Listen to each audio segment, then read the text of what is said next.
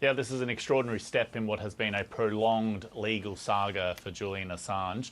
Some of the most recent information we now have comes directly from WikiLeaks, the organisation that he founded, where they have taken to social media, to X, formerly known as Twitter, and proclaiming that Julian Assange is free, saying that Julian Assange is free. He left Belmarsh maximum security prison on the morning of 24th of June after having spent 1,901 days there, and he was granted bail by the High Court in London and was released at Stansted Airport during the afternoon, where he boarded a plane and departed the United Kingdom.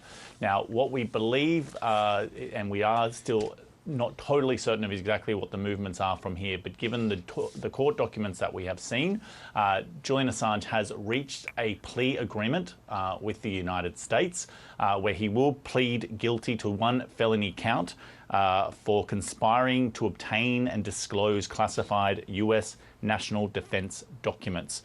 And he will be making, and that agreement will go into effect in Saipan, which is in the Pacific. So he won't, we believe, be coming to continental United States. And that's important because Julian Assange has always said that he did not want to come to the United States proper because he was scared about potentially facing the death penalty or potentially facing a prolonged jail sentence here. Now, we believe that the agreement that has been reached will mean that he will not serve any extra jail time, remembering that he has spent 62 months already imprisoned in the United Kingdom, awaiting extradition to the United States on these charges relating to WikiLeaks disclosure, the release of documents that pertained to the United States military operations in Iraq and Afghanistan. Hundreds of thousands of documents that were released, and it does now appear that Julian Assange has agreed to plead guilty to at least one felony count. Now, these things are never certain until they're over, but it does appear that this would then allow Julian Assange to return home to Australia. So this is a major step.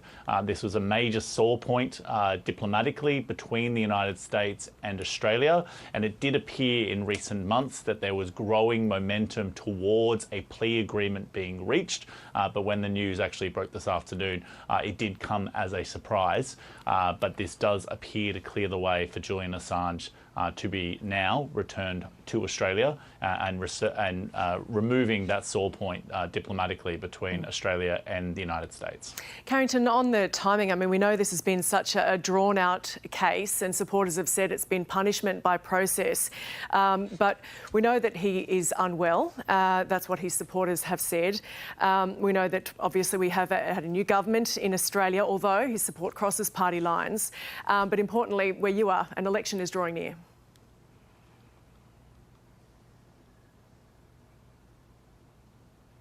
Yeah, absolutely. And actually, Julian Assange's plight has become a political issue here in the United States as well.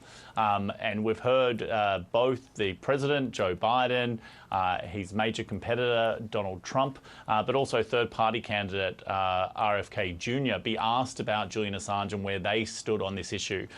The only real comment we've received recently from the President was that they were working towards something, but was always relatively vague. It was very difficult to get information here from the Department of Justice or from the State Department.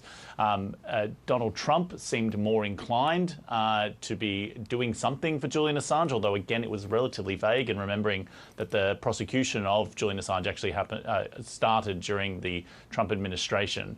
But RFK Jr., who's a third-party candidate here, said that he would be looking to release Julian Assange from the threat of prosecution.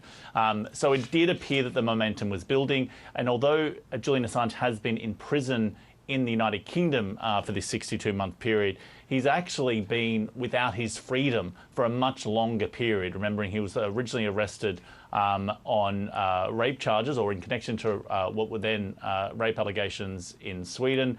He then spent 7 years in the Ecuadorian embassy in the United Kingdom because he said he was concerned that that was just a pretext for the United States to be able to extradite him to the United States to face prosecution over these matters. And remembering that Julian Assange has always said, and WikiLeaks has now reiterated in this social media statement, that he was being prosecuted for journalism. That's obviously highly contested by the United States government in particular and other people. But in this, on this particular matter, he has agreed to plead guilty to at least one criminal count.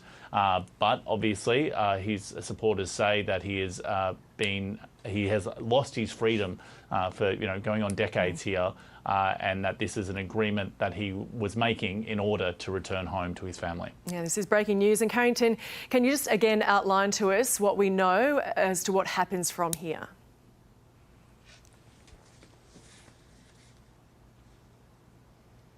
So we believe, WikiLeaks says that Julian Assange has now left the United Kingdom. We believe he's on his way to Saipan, according to the court documents that we have. He is supposed to then appear for the agreement, the plea agreement to be entered, and then for the sentencing to occur. But we believe that the sentencing that has been agreed to will mean that there will be no additional time to be served in jail. At the 62 months that he's already served in the United Kingdom will be it. And from there, we believe he will then be returning to Australia. So this will all happen relatively quickly. It'll be happening at 9 a.m. It's scheduled for local time in Saipan on Wednesday. So we're not sure exactly of which flights he's taking, for example, on how quickly he'll be prepared. But it does look like Julian Assange is now on the last part of this journey home, which it really has been one of the most extraordinary, protracted legal battles that we've seen in Australian history, really. And this is of great consequence.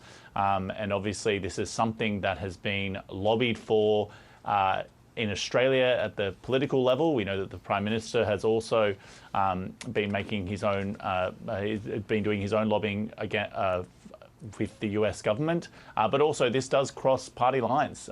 This became an increasingly bipartisan issue. Julian Assange had supporters both in Australia on a bipartisan basis, but also here in the United States. There were Republicans and Democrats alike who had taken up his plight in recent weeks, months and years. And it was an increasingly difficult situation, I think, diplomatically for the United States and for Australia. So an agreement now has been reached, and it does look like this chapter, at least, is coming to an end.